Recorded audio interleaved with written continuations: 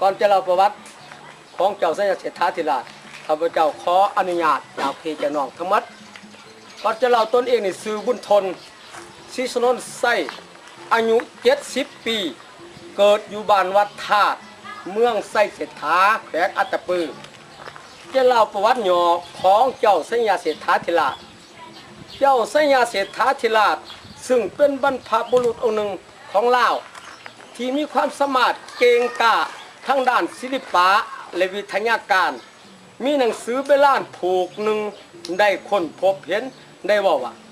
เจ้าสัญญาเศรษฐาธิราชมีนามเริ่มว่าเจ้าเศรษฐวังโสเจ้าเศรษฐวังโสเกิดปีมาเมียปีคศ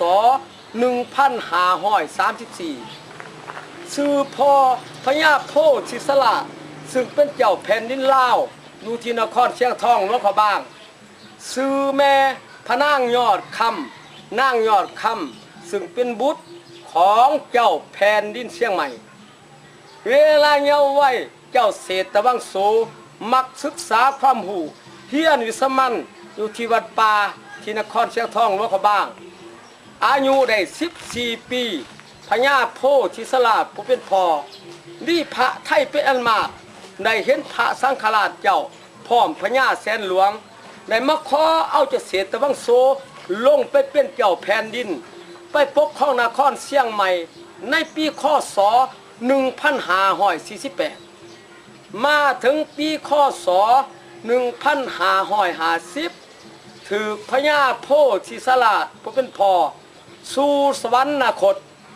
และซากมหาดราชสมติจะทั้งหลายจึงได้แต่งตั้งพญายศลือเกียมลงไปเสื่อเซินเอาเจ้าเศรษฐวังโสอยู่ที่นครเชียงใหม่ขึ้นมานครเชียงทองหลวงพระบางคืนเพื่อมาถวายพระเพลิงและบวชนับพญาโพธิสละผู้เป็นพ่อในการบวชสำเร็จเสร็จสิ้นพิธีแล้วราชากมหาดราชสมติจะทั้งหลายจึงได้ทำอุปเสธเจ้าเศรษฐวังโสขึ้นมาเป็นเจ้าแผ่นดินปกครองนครเชียงทองหลวงพระบางคืนเพื่อแทนพญาโพธิสละผู้เป็นพ่อจึงได้ถวายพระนามว่าพระอุทัยภูธรบวรสัญญาเศรษฐาธิราชผู้วนาถคณหุตซึ่งเป็นเจ้าปกครองทั้งสองนครคือนครเชียงทองหลวงพระบางและนครเชียงใหม่ในสมัยผู้ปกครองในเวลานั้นพระองค์ก็มีความสามารถเก่งกาจทั้งด้านศิลปะและวิทยาสามารถปราบขาศึกศัตรูทางภายในและภายนอกอย่างฟิลานหารนอกนั้นท่านนี้ได้สร้างสาพัฒนาบ้านเมืองสร้างวัดวาอารามในเมืองลาวหุ่งเฮืองเรื่องเหลื่อมและแหงเส้นเล่าในสร้างพระธาตุหลวงเวียงจันทน์ในปีคศ1566เล่าสร้างพระธาตุหลวงเวียงจันทน์ก้วมพระธาตุเก่าที่พระอโศกราชสร้างไว้ในป้างก่อนสร้างสมัยคศ307ในเมื่อพระองค์ได้สร้างสำเร็จแล้วพระองค์ได้ใส่ชื่อว่าพระธาตุเจดีย์โสกจมณีในเมื่อพระองค์ได้สร้างพระธาตุหลวงแล้วพระองค์ยังได้สร้างวัดที่สำคัญมีคือวัดป่าลือศรีสังหรณ์นี่มันศรีสังวรวัดประกันทองที่น้องยางคำสร้างอุโมงค์ร่วมถาดพระอรหันต์ที่ป่ามหาพุทธองค์แมนถาดพุนทุกวันนี้สร้างเจดีย์ก้วมถาดหัวเนาอยู่ภูเขาหลวงสร้างวัดโพนน้องกกอยู่ที่น้องค่ายสร้างเจดีย์ก้วมถาดสีโคตรตะบูนอยู่เมืองนลุกนครเป็นเมืองท่าแขกทานยังทุ่งให้ในสร้างกรุณาปฏิสังขรณ์สอมแป้งถาดพนมทานนี่ได้สร้างถาดอินหั่งทานนี่ได้สร้างประธาตุสีสองหักร่วมเพื่อดัดสายจังหวัดเลยทานไม่มีปราศรัทธาได้รอพระพุทธรูปที่สำคัญมีคือ1พังตือ2ประสุก3ประเสริม4พระไส ส่วนพระไสปัจจุบันนี้อยู่วัดบ้านโพไซเมืองหนองคายส่วนประเสริมประดิษฐานอยู่ที่ปฐวานารามอยู่ในกรุงเทพส่วนพระสุกจมอยู่ท่าน้ำบ้านเวิ้นสุกเข้าไทยสยามเอาไปกรุงเทพ มาถึงปีคศ1572ถือพญานครกับพระสังฆราชก็พร้อมกันมีการคาบดต่อพญาไสยเศรษฐาธิราชเจ้าเพราะว่าถ้าพญานครอยากเป็นเจ้าแผ่นดินพายพระสังฆราชก็อยากเป็นพระมหาราชาคู่เจ้าทั้งสองคนนี้จึงใส่เล่ห์เหลี่ยมกลอุบายว่าพญาเมืององค์การแขกระปือบุกขึ้นกับพระองค์อันนี้เมืององค์การเนอะมีการขัดขวางกับพระองค์หลายรูปหลายแบบขอพระองค์จงเอากองทัพหลวงลงมาที่เมืององค์การอัตตปือส่วนพญานครเองจะขอขันอาสาเอากำลังสมทบออกนาตีตะกงหักในเมื่อเจ้าไสเศรษฐาได้ทงทราบเนื้อในใจความดังกล่าวว่าแม่นความจริงจึงหลงเสือความตัวหยัวหลอกลวงของเผ่าพญานครจึงได้เอากองทัพหลวงลงมาที่เมืององค์การอัตตปือส่วนพ่อมาหอดเมืององค์การอัตตปือแล้วเผ่าพญานครได้ทำกลอุบายคือแท้คือว่าเผ่าพญานครได้เอาทหารของเผ่าพญานครย่ามเจ้าไสเศรษฐาไปด้านนอกส่วนเผ่าพญานครได้เอากองทัพหลวงของเจ้าไสเศรษฐาเขาในวางก้างวงสังกัดของเผ่าพญานครที่จัดว่างไปก่อนแล้วนั้นได้โอกาสดีเผ่าพญานครได้สั่งทหารเพิ่นตีจะขนาดเพื่อให้ทหารเจ้าไสเศรษฐาตื่นตกใจแตกกระจายลมทลายไปเป็นอันมากอยู่ในกองทัพหลวงมีพญาสูรินทรไสย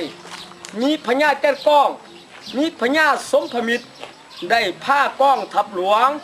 ของเจ้าไสเศรษฐาจำนวนหนึ่งกลับขึ้นนครหลวงเวียงจันทร์ส่วนพญานครได้ทำกลอุบายคือแท้คือว่าและเอาเจ้าไสเศรษฐาคำนามเสกมานมาพังในเสกมานเนอเนี่ยเห็นเนอพังนั้นเขาเอิ้นว่าพังในพังในพอไปถึงปากห้วยทรายขาวบ้านเก่าห้วยที่ใต้ขัวแดนมานี้เผ่าพญานครได้ยุมสร้างของตนเขาส้นสร้างเจ้าไสเศรษฐากิ่งลงห้วยเผ่าพญานครได้เขาพันเจ้าไสเศรษฐาใต้กับข้อสร้างเพราะว่าเล็กหลายกว่าทานจำเป็นเดือดเสียชีวิตย้อนส่วนซากศพของเจ้าไสเศรษฐาพังไม่ขางกกย่างแง่2 ตนที่แคมห้วยแดนเมืององค์การอัตตปือเผ่าพญานครสั่งปิดลับ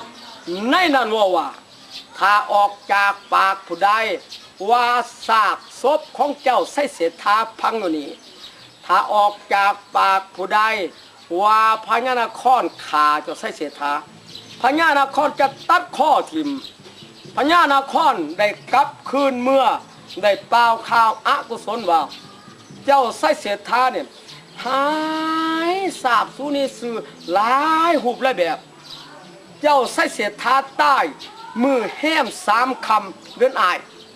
มันเดือนเจียงเนาะลาวใต้ปีคศ1572รวมอายุของลาวได้แต่38 ปีแต่ลาวหันมีเมีย3 คนมีโอรส2โอรสผู้ที่1ชื่อว่าท้าวพระไส้ประสูติจากนาง3 สีนาง3 สีซึ่งเป็นบุตรของพญาเมืององค์การอัตตปือโอรสผู้ที่2ชื่อว่าท้าวนอเมืองประสูติจากนางเทพธิดผู้เป็นบุตรของพญาสุรินทรไสยโอรสผู้ที่3ประสูติจากนางเทพกษัตรี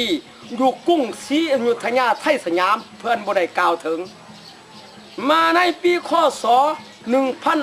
1572ในเมื่อเจ้าไสเศรษฐาสุรคตแล้วพญาสุรินทรไสยได้ทำราชการแทนเจ้าไสเศรษฐาอยู่นครหลวงเวียงจันทร์พญาสุรินทรไสยบรรษาได้แต่2 ปีถือเมืองหงสาวดีพม่าได้มาตีนครหลวงเวียงจันทร์เป็นครั้งที่3ได้มาจับอพญาสุรินทรไสยเมื่อประเทศพม่าได้มาจับเอาท้าวนอเมืองลูกกับนางเทพธิดาเมื่อประเทศพม่า ส่วนเท่าพระไส้ลูกกับนางสามสีได้ลบหนีมาลีอยู่เมืององค์การอัตตปือจึงได้หูเหตุการณ์ละเอียดนำในห้อยขายควายว่า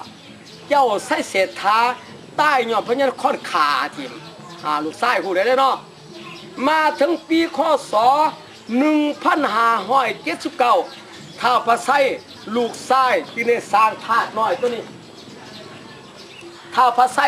จึงเอาบ่าวพระราษฎรไปขุดค้นเอากระดูกของพ่ออยู่ข้างกกย่างใหญ่2 ตนมาไว้ในถาดหน่อยท้าวจึงได้เครียดแค้นแทนพ่อจึงได้ปลุกระดมเอาทหารอยู่ในเมืององค์การอัตตปือได้ 3,000 คนท้าวจึงได้ประกาศเปล่าข่าวไปว่าเจ้าไส้เศรษฐานี่ยังมีชีวิตอยู่จะต่อสู้กับพญานครคืนเห็นในข่าวตัวนี้ไปถึงหูทัพพญานครเห็นในข่าวตัวนี้ไปถึงหูเจ้าแผ่นดินวอลงโซย่านกลัวที่สุดถ้าพระไส้ได้เอาทหารจำนวน 3,000 คนขึ้นไปตีเมืองมันดีนี่มันสารวัน